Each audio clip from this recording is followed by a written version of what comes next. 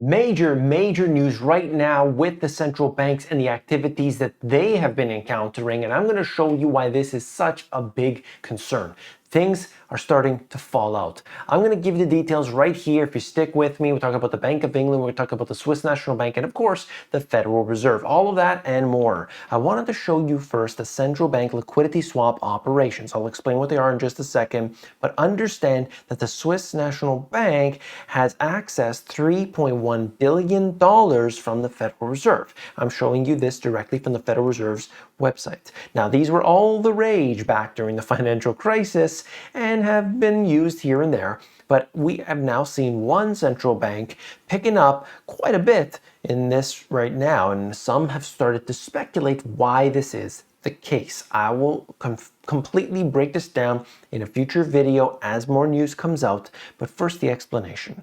These swap facilities are designed to improve liquidity conditions in global money markets and to minimize the risk that strains abroad could spread to the US markets by providing foreign central banks with the capacity to deliver US dollar funding to institutions in their jurisdictions. This is really key, okay? Because right now we are seeing one bank in Switzerland that happens to have an issue. And could it be, is it possible that Credit Suisse is starting to have liquidity problems, real Lehman type problems, and this is coming to the surface? I don't know, I can't confirm that, but that's what the speculation is.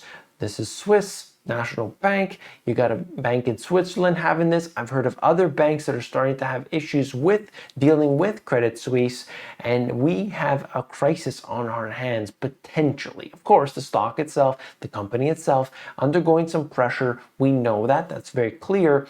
Is this related to it? It's certainly possible. Stay tuned to the channel and I will give you the details in the coming days. Really big stuff happening. Fed's Mester sees no reason to alter balance sheet runoff plans. Of course, what are they doing? They are saying the same as they have been for a while, that we must put inflation out. We have to do that even if it means having higher unemployment. The Fed is moving historically fast to tame inflation. I'm not so sure about that, but anyway. Changes in the federal funds target rate in past tightening cycles, comparing 1983 up until the present. I have to add in the fact that when you look at this chart or any of these others, understand that where we were coming from. If you look at that, okay, we were at 0, and all that quantitative easing, well then the picture looks a little bit different in my opinion. But that's a whole another animal.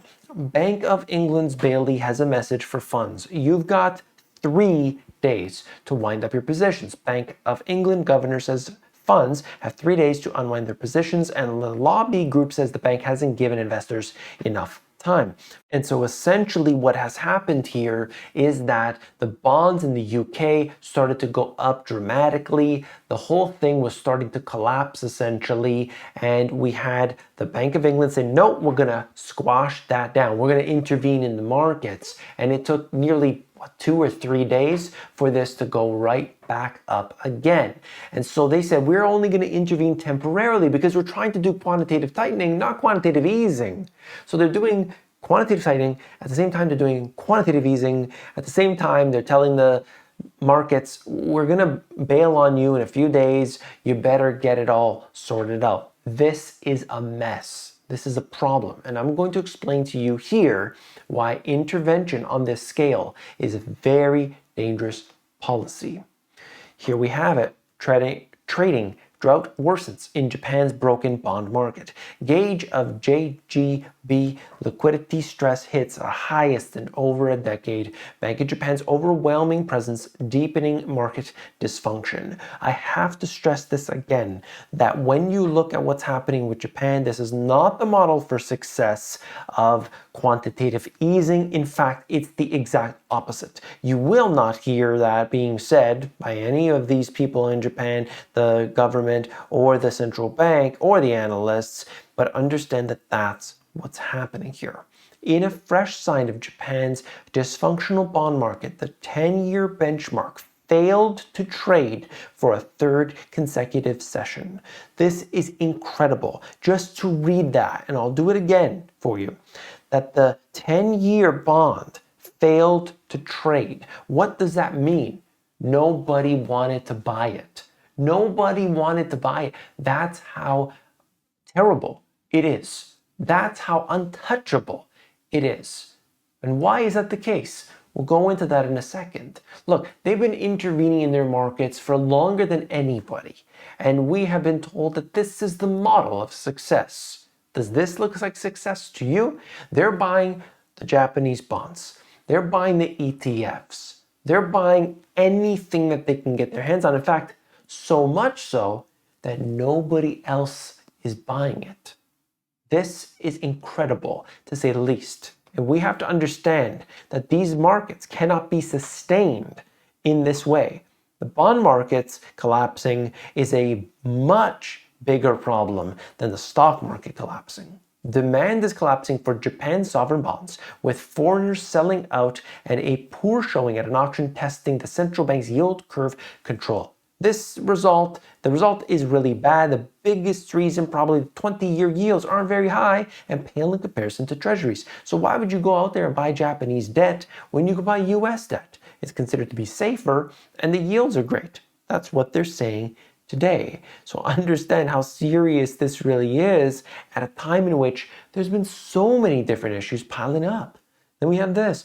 Bank of Korea returns to outsized hikes, warns of slower growth. So they did a 50 basis point hike after doing a 25 basis point hike.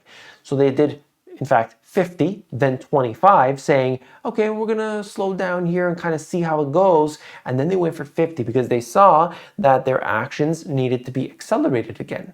And this could potentially happen to any central bank. So don't think necessarily the Federal Reserve, for example, they go 75, then they go 50, then they go 25. Doesn't mean they can't turn the opposite way.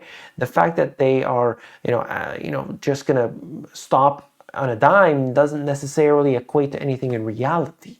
Okay, so that's one central bank. Now I want to break it down and tell you exactly what's going on and what you need to know. So let's look at what the central banks have been doing. Globally, central banks have begun to tighten their easy monetary policies after leaving them wide open for a decade. That's the important point here. It's not as if things have been changing in an instant. This has been going on for a long time. The whole mess, it's a cycle, it's one big cycle. We got to follow that. The damage was caused by the introduction of the easy money, not the tightening. I think people get it wrong. They say, oh, you're doing this right now. This is killing us. Oh my goodness. Well, what about all that easy money for way too long? There was no need for it whatsoever, really. Already, we have seen cracks appearing in the financial system, and we have barely seen any tightening as of this time. Think about it. Look at the central bank balance sheets today. Yes, it's come down, certainly, but look how much of all these so-called assets they've been buying up. Literally trillions upon trillions of it. And you, the individual, be mindful of your exposure to risk assets. These are always first to take a hit in any crisis. So you got to understand where your money is at today, where your cash, where your savings, where your investments are. And then have a wide balance of assets, including unconventional ones. Anything you could use to reduce your expenses. Anything that has been shown to hold value over very long periods of time. So when we talk about unconventional, that could be basically anything. It could be precious metals or collectible precious metals. It could be collectible cars. It could be fine art. It could be collectible cars. It could be even fine wine. I mean, there's Rolex watches and Patek Philippe and all these different things that will and shown over a very long period to hold value. So that's the kind of thing that we should be paying attention to, keeping our eye on right now as we see chaos brewing in these markets. We are never going to be able to turn this around in an instant, so we got to watch out where our money is, because that's going to be such a big concern. concern. I hope that you see what's happening right here with the central banks, the activities that they've been doing, and how that creates problems down the road. It could come a year from now, it could come a decade from now, but we know that what they're doing is definitely only making things worse for you and I. Do you want to know and follow up on this issue with Credit Suisse, the swaps, and so on? Then you got to subscribe to the channel. Click that button down below. I'll see you tomorrow.